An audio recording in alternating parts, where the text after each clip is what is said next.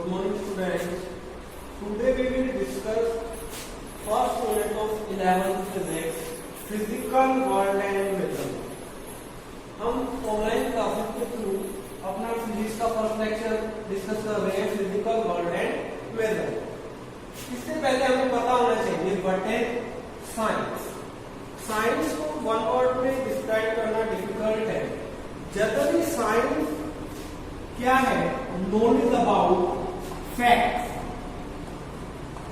Events and physical phenomena around us. जो facts हैं, events हैं, हमारे चारों ओर जो फिजिकल फिनोमेना चल रहे हैं, उन सभी की नॉलेज को हम क्या बोलेंगे? साइंस. अब बेटा जो साइंस है ये आया कहां से? Science generally come from the Latin word scientia. Latin भाषा का वर्ड था मेरा साइंटिया. साइंटिया का मतलब होता है to know. To know, knowledge about fact, event and physical phenomena. इसके बाद साइंस की डिफरेंट ब्रांचेस हैं. अब मैं साइंस को देखो दो पार्ट, साइंस की दो ब्रांच है, फिजिकल साइंस और बायो साइंस. फिजिकल साइंस और बायो साइंस. जो फिजिकल साइंस है, फिजिकल साइंस के अंदर आता है मेरा फिजिक्स,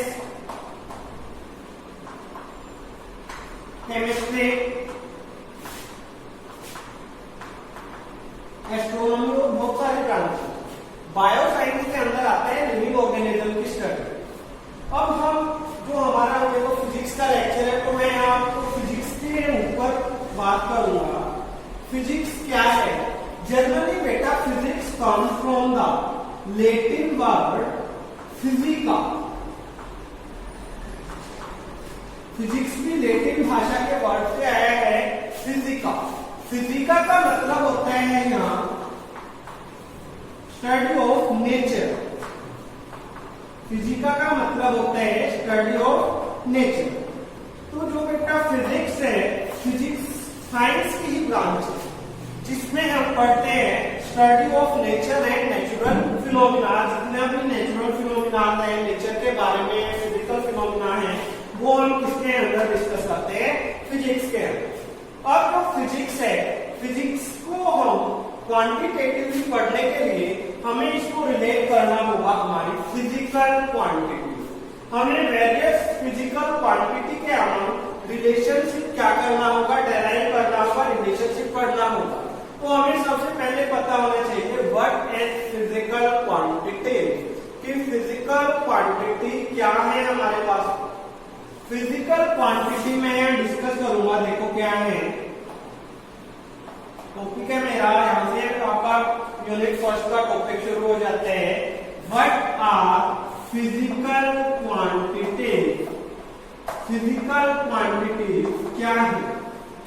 फिजिकल क्वांटिटी वो क्वांटिटी होती है बेटा जिनको हम मेजर कर सकते हैं डायरेक्टली और indirectly by law of physics. Physics के लॉ को यूज करके जिनको हम क्या कर सकते हैं? Major.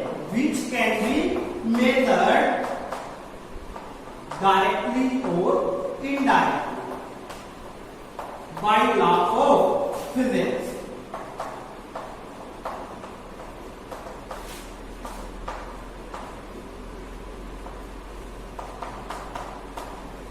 Are called physical quantity. हमारे पास बहुत सारी फिजिकल क्वांटिटी है, मास है, लेंथ है, वेलोसिटी है, ये सारे हमारे फिजिकल क्वांटिटी के अंडर ही आते हैं. अब मेरे पास देखो वर्ड आया है यहाँ मेजर. तो हमें पता होना चाहिए सबसे पहले व्हाट इज मेजरमेंट. कि मेजरमेंट है क्या चीज, हम मेजरमेंट क्यों पढ़ते हैं. तो हमें सबसे पहले पता होना चाहिए. हमने फिजिकल क्वांटिटी डिस्कस की है. फिजिकल क्वांटिटी में एक वर्ड यूज हुआ है मेजरमेंट. तो हमें पता होना चाहिए कि व्हाट इज मेजरमेंट. की मेजरमेंट क्या है. बेटा मेजरमेंट आपके लिए कोई नई टर्म नहीं है. मेजरमेंट सिंपली क्या है? Comparison process. Measurement it is simply A comparison process.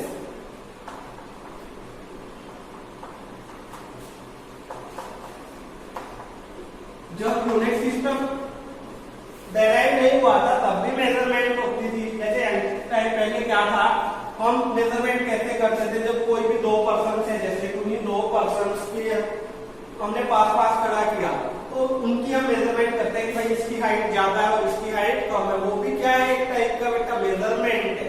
अब किसी भी क्वांटिटी को मेजर करने के लिए कोई रेफरेंस स्टैंडर्ड हम चूज करते हैं, उस रेफरेंस स्टैंडर्ड को हम क्या बोलते हैं, यहाँ यूनिट। उस रेफरेंस कोई भी फिजिकल क्वांटिटी है, अगर मेरे को कोई फिजिकल क्वांटिटी मेजर करनी है तो मेजरमेंट के लिए कोई स्टैंडर्ड चूज करना होगा, उस रेफरेंस स्टैंडर्ड को क्या बोलेंगे, unit. The reference standard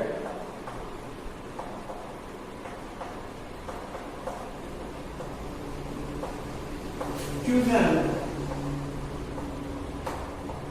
for measurement of a physical quantity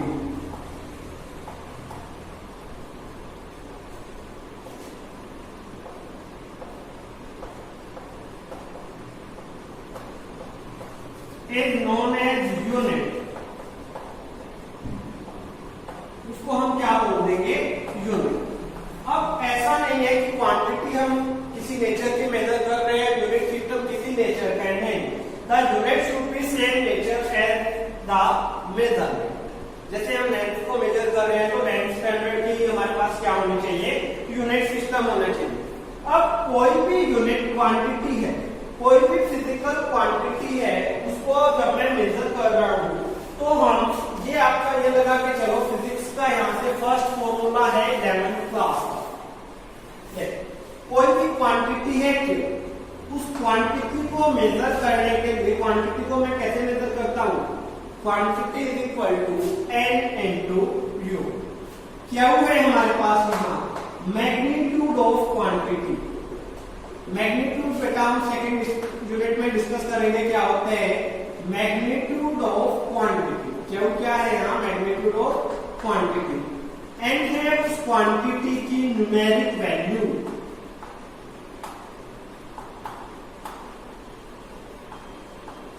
और u है साइज ऑफ यूनिट। अब मेरे को क्या क्वांटिटी मेजर करनी है, तो क्वांटिटी क्या होगी मेरे पास, number of time unit present in that quantity. देखो किसी भी क्वांटिटी को मेजर करके मैं क्या क्या चीज मेजर कर सकता हूँ, हो सकता है क्वांटिटी का मैं केवल मैग्नीट्यूड ही मेजर कर सकता हूँ। क्या पता उस क्वांटिटी की यूनिट ना हो, कैसे देखें, हमने 10th क्लास में एक टर्म पढ़ी थी रिफ्रैक्टिव इंडेक्स। डिफरेंट टर्म्स के लिए रिफ्रैक्टिव इंडेक्स मेरा क्या था, डिफरेंट था। रिफ्रैक्टिव इंडेक्स क्या था, speed of light in one medium divide by the speed of light in another medium. अब जो स्पीड है, स्पीड बाय स्पीड, उसकी कोई यूनिट तो होती नहीं, वो ऐसे होता था 1, जैसे डायमंड के लिए 4.42। तो उस केस में जो क्वांटिटी है, उस क्वांटिटी की केवल न्यूमेरिक वैल्यू है। तो क्वांटिटी मेजर करते वक्त हम उसकी न्यूमेरिकल वैल्यू क्या कर सकते हैं, मेजर कर सकते हैं। सेकेंडली हम न्यूमेरिकल वैल्यू के साथ साथ उसकी यूनिट सिस्टम भी मेजर कर सकते हैं, दैट इज स्केलर कंपोनेंट। अगर डायरेक्ट चेन ना हो तो जैसे कोई भी क्वांटिटी है, mass is equal to 5 kilogram. इस केस में मास क्या है, क्वांटिटी 5 क्या है, उसकी न्यूमेरिकल वैल्यू, किलोग्राम क्या है उसके यूनिट।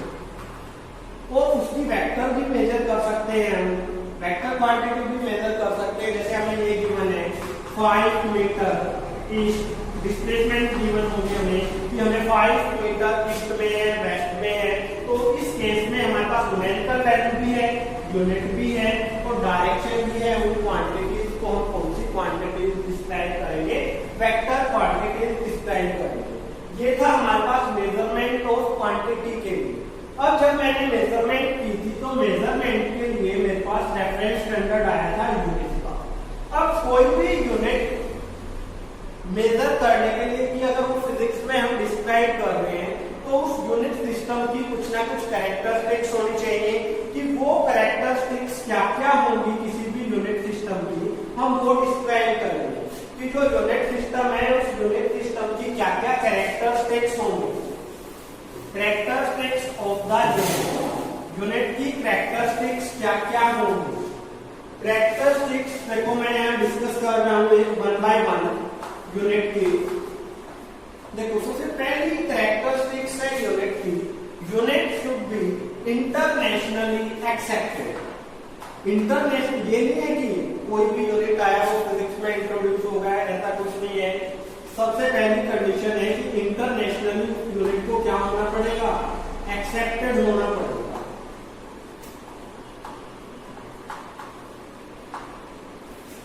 सेकेंडली है it should be well defined, well defined होनी चाहिए यूनिट। थर्ड है मेरे पास कि कोई भी यूनिट है वो टाइम के साथ चेंज नहीं होनी चाहिए। ऐसे नहीं है कि सुबह यूनिट कुछ हो रहा है, शाम को यूनिट कुछ होगा और भी टाइम चेंज हुआ तो या नेचर का फिनोमेना चेंज हुआ, टेम्परेचर चेंज हुए तो यूनिट सिस्टम चेंज हो गया, ऐसा नहीं है। It does not change with time, it does not change with time. जो भी यूनिट हमने चूज की है वो टाइम और नेचुरल फिनोमेना के साथ क्या नहीं होनी चाहिए, हमारी चेंज नहीं होनी चाहिए। अब जो यूनिट होगी, यूनिट फिजिकल कंडीशन के साथ भी क्या नहीं होगी, हमारी चेंज नहीं होगी। अब मैंने क्वांटिटी पढ़ी थी फिजिकल क्वांटिटी। अब जो फिजिकल क्वांटिटीज है, अब बेटा मैं फिजिकल क्वांटिटीज को ही दो पार्ट्स में डिवाइड करूंगा। Physical quantities can be divided into 2 parts. यहां से बहुत से इंपॉर्टेंट टर्म आपकी शुरू हो रही है फिजिक्स की।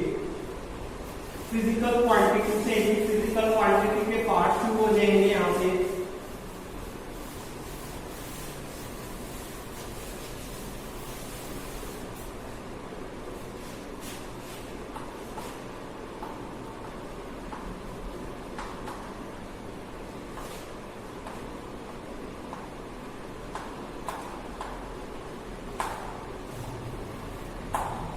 फिजिकल क्वांटिटी थी हमारे पास। फिजिकल क्वांटिटी दो टाइप्स की होती है। फर्स्ट वन है फंडामेंटल क्वांटिटी,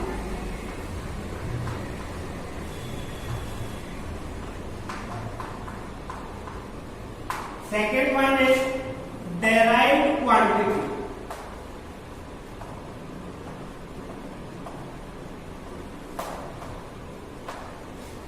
फंडामेंटल क्वांटिटी क्या होती है बेटा, फंडामेंटल क्वांटिटी बिल्कुल बेस क्वांटिटी होती है जो किसी अदर फिजिकल क्वांटिटी के ऊपर डिपेंड ना हो। The quantity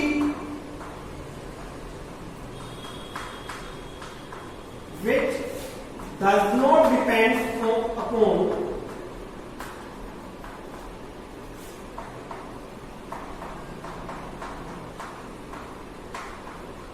other physical quantity।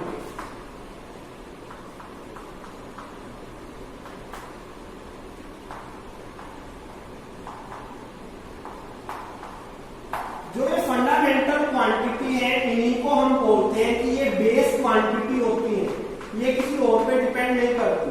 जैसे बेटा जैसे एग्जांपल मैं आपको बता रहा हूँ, कोई भी माउस क्या कर रहे हैं, बना रहे हैं, तो उसके लिए तो एक सिंगल ब्रिक होगी, हीट होगी, वो एक चीज का काम करेगी, मेरे पास यहाँ फंडामेंटल क्वांटिटी का काम करेगी। अब फंडामेंटल क्वांटिटी हमारे पास 7 फंडामेंटल क्वांटिटी, ये मैं फर्दर डिस्कस करूंगा आपके साथ। मास है, लेंथ है, एक्सेट्रा, मैं अभी डिटेल में डिस्कस करूंगा।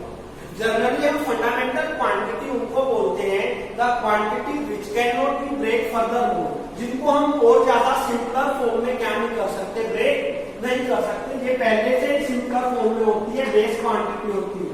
अब इनसे ही निकल के आएंगे मेरे पास डेराइव्ड क्वांटिटी। डेराइव्ड क्वांटिटी क्या होती है, which depends upon fundamental quantity, which depends upon fundamental quantity. ये वो क्वांटिटी होती है जो फंडामेंटल क्वांटिटी के ऊपर क्या करती हो, डेराइव्ड क्वांटिटी डिपेंड करती है।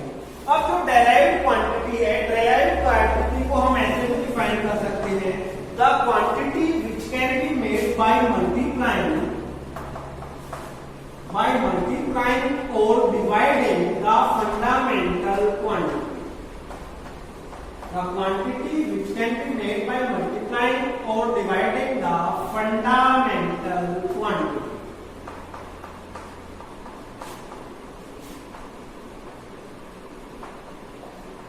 ऐसी क्वांटिटी जो फंडामेंटल क्वांटिटीज को या तो मल्टीप्लाई करके बनाई गई हो या डिवाइड करके बनाई गई हो, that quantities are known as fundamental quantity. अब जो ये फंडामेंटल क्वांटिटी है, हम ये भी कह सकते हैं these are the quantity which can be break into fundamental quantity और सिंपल यूनिट। ऐसी क्वांटिटी जिनको हम फंडामेंटल क्वांटिटी में ब्रेक कर सकते हैं, उनको कौन सी क्वांटिटी बोलेंगे? Derived quantity. जैसे हमारे पास क्या है, वेलोसिटी है, स्पीड है, फोर्स है, वेलोसिटी है मेरे पास, स्पीड है, फोर्स है, तो बहुत सारी क्वांटिटी ऐसी है जो कौन सी क्वांटिटी है हमारे पास? Derived quantity. फंडामेंटल क्लियर हो गया आपको सभी को, डेराइव्ड क्लियर हो गए। अब आती है फंडामेंटल यूनिट और डेराइव्ड यूनिट।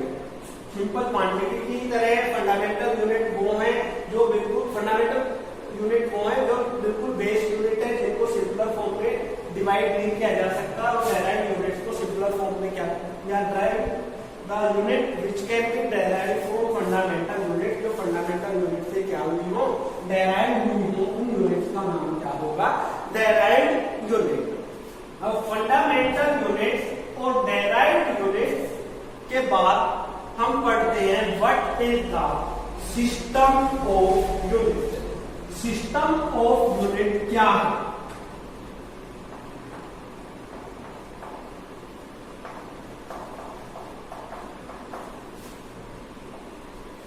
देखो, सिस्टम ऑफ यूनिट्स में हम क्या पढ़ते हैं?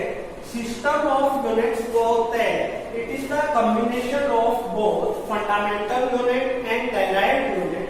जब फंडामेंटल यूनिट और डेराइव्ड यूनिट कंबाइन हो गए तो उसको क्या बोलते हैं? System of unit. क्या होते हैं system of unit? It is the combination of fundamental unit and derived unit is known as system of unit. अब मैंने सिस्टम ऑफ यूनिट्स को 3 पार्ट्स में डिवाइड किया है। यहाँ हमारे पास अलग अलग टाइप के सिस्टम ऑफ यूनिट्स है। देखो पूरी फिजिक्स पे चलेंगे। सबसे पहला सिस्टम ऑफ यूनिट्स है मेरे पास CGS system of unit, FPS system of unit and MKS system of unit. देखो, जो सीजीएस सिस्टम ऑफ यूनिट्स है ये एक मेजरिंग सिस्टम था जिसमें हम लेंथ को मेजर करते थे सेंटीमीटर में, मास को मेजर करते थे ग्राम में, और टाइम को मेजर करते थे सेकंड। जो ये सीजीएस सिस्टम होता है जिसमें मास को ग्राम में, लेंथ को सेंटीमीटर में और टाइम को सेकंड में मेजर। जो सीजीएस सिस्टम था ये एक टाइप का था मीट्रिक सिस्टम। ये एक टाइप का कैसा सिस्टम था मेरा? Metric system. मीट्रिक सिस्टम क्या होता है? जिसको हम 10⁻⁴ में क्या कर सकते हो? एक्सप्रेस कर सकते हो। That system is known as metric system. जो एफपीएस सिस्टम था, एफपीएस सिस्टम था ब्रिटिश सिस्टम। इसमें क्या होता था एफपीएस सिस्टम में बेटा?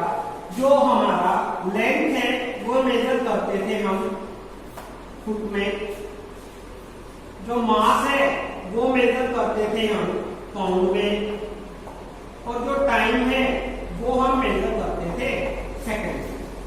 जो ब्रिटिश सिस्टम है उसमें हम कैसे मेजरमेंट करते थे? मास को करते थे पाउंड में, लेंथ को मेजर करते थे फीट में, और टाइम को मेजर करते थे सेकंड में। जो पुराना सिस्टम है नाउअडेज बहुत रेयरली यूज किया जाता है।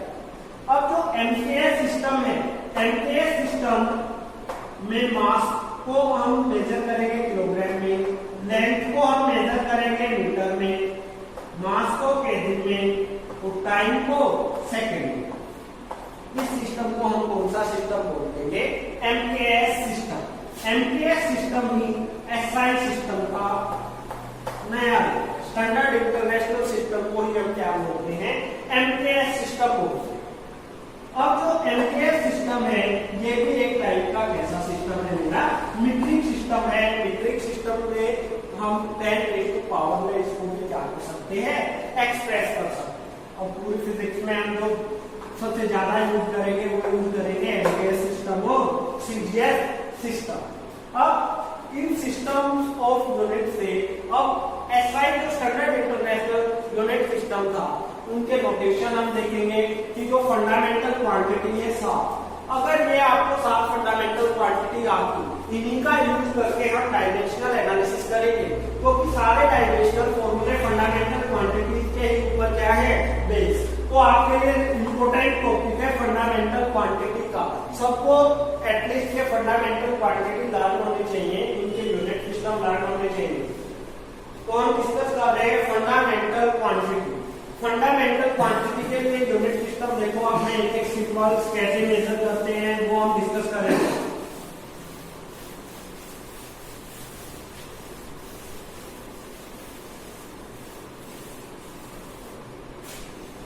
मैंने आपको डिस्कस किया था कि फंडामेंटल क्वांटिटी को मैं जिनको हम और ज्यादा ब्रेक नहीं कर सकते, सिंपल क्वांटिटी। हमारे पास 7 फंडामेंटल क्वांटिटी है। फर्स्ट वन है मास। आप सभी मास से फैमिलियर है। मास को हम मेजर करते हैं kilogram. Quantity of matter content is called mass.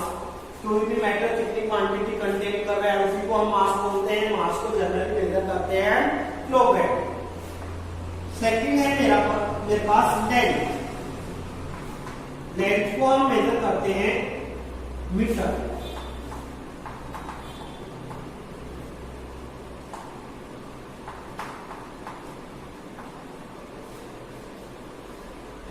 Third है मेरे पास टाइम। लेंथ भी आपको पता होगा, distance between 2 points is called length journal. Time को हम मेजर करते हैं सेकंड।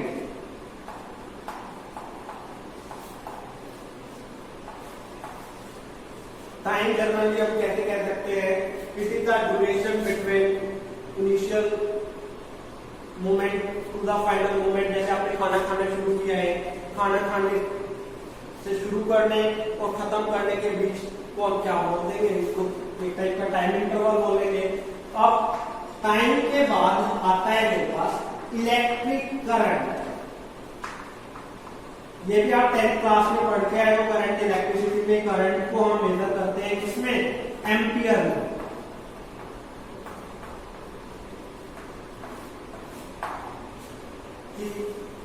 कितना चार्ज है वो कितने टाइम में किसी क्वांटिटी से क्या कर रहा है, एरिया से क्या कर रहा है। करंट के बाद आता है मेरा टेम्परेचर।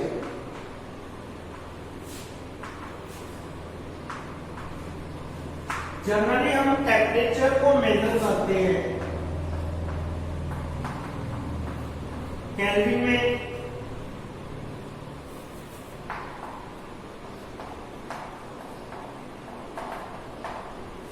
ये टेम्परेचर टर्म से भी आप फैमिलियर है। अब आपके लिए यहाँ नई टर्म आती है, luminous intensity.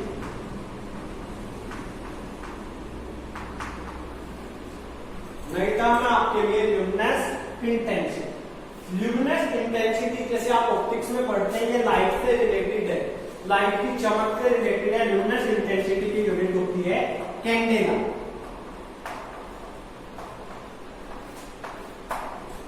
Next physical quantity है आपके पास अमाउंट ऑफ सब्सटेंस।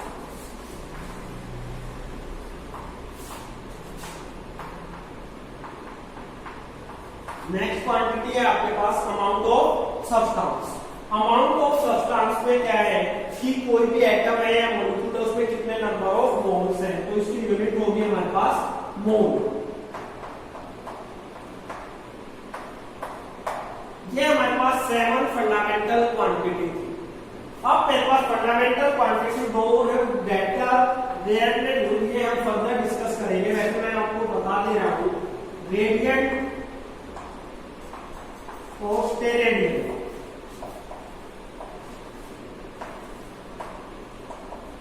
ये हम फर्दर डिस्कस करेंगे। मेन जो है हमारी वो 7 फंडामेंटल फंडामेंटल क्वांटिटी है। इन्हीं 7 फंडामेंटल क्वांटिटीज का यूज करके हम डायमेंशनल एनालिसिस करते हैं। अब बेटा डायमेंशनल एनालिसिस सीखना बहुत जरूरी है, चाहे आप बीएससी एमएससी कहीं तक चले जाओ, क्वांटिटीज आती रहेंगी और आपको उनका डायमेंशनल फॉर्मूला कैलकुलेट करना होगा। वो हम सिंपल फॉर्म में ही कन्वर्ट करके क्या करते हैं, कैलकुलेट करते हैं। Thank you.